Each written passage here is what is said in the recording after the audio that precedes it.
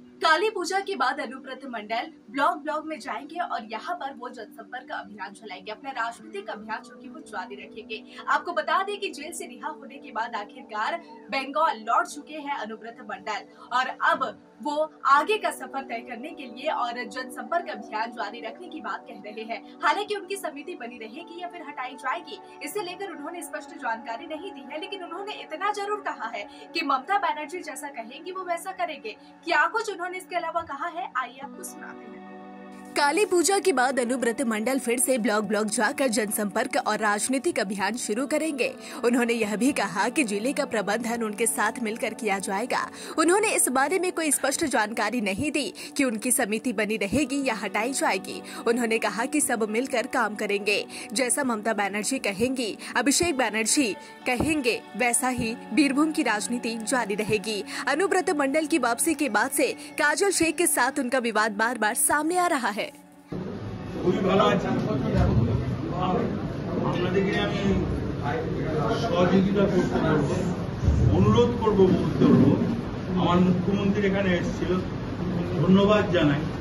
সব ধরনের মানুষ সাহায্য করুন, বন্যার ক্ষেত্রে, সারদার পুজোর ক্ষেত্রে। অভিষেক ব্যানার্জি এই বার্তা গোটা পশ্চিমবাংলার মানুষ, সবাই গোটা বীরভূম জেলার মানুষ যে যেখানে আছে, এমএলএ, লিডার, সভাধিপতি, সবাই একসঙ্গে মিলে কাজ করে মানুষের পাশে থাকে। আগামী দিনে কর্মসূচি কি হবে? আপনার কর্মসূচি কি থাকছে? এখন তো এই বর্ষা, পুজোটা যাক, কালী পুজোর পর দিল্লির পর ব্লকে যাবো, মিটিং করবো।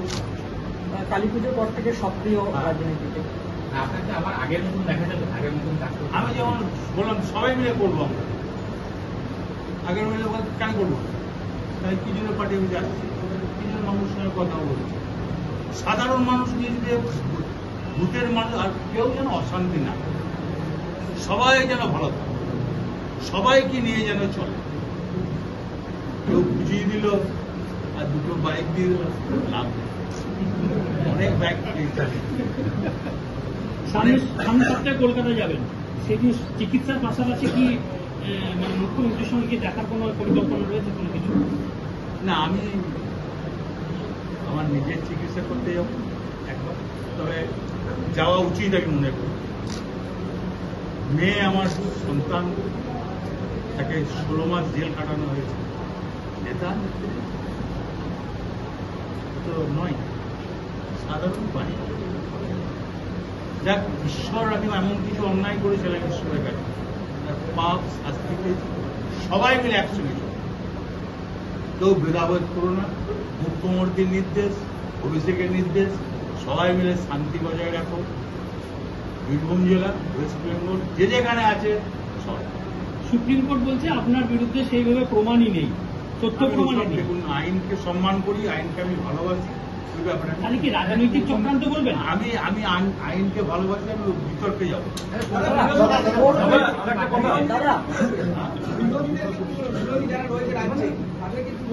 এখন আমি কিছু বলছি,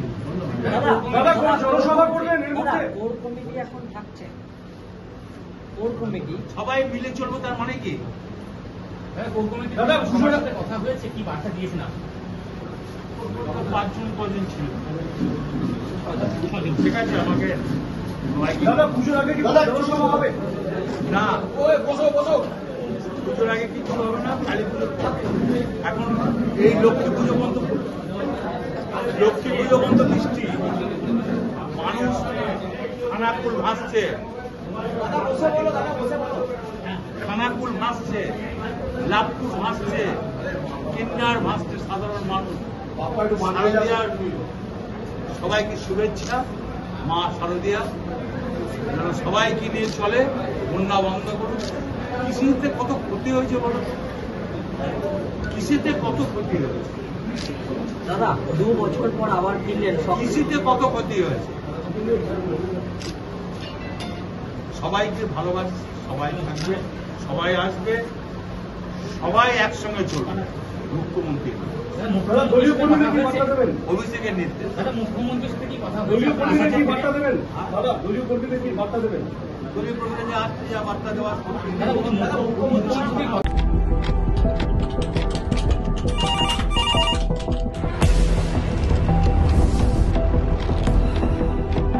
क्या ठीक है, हम लोग अभी आ रहे हैं। राजनीति के राज जनता तक पहुंचाना आसान नहीं है।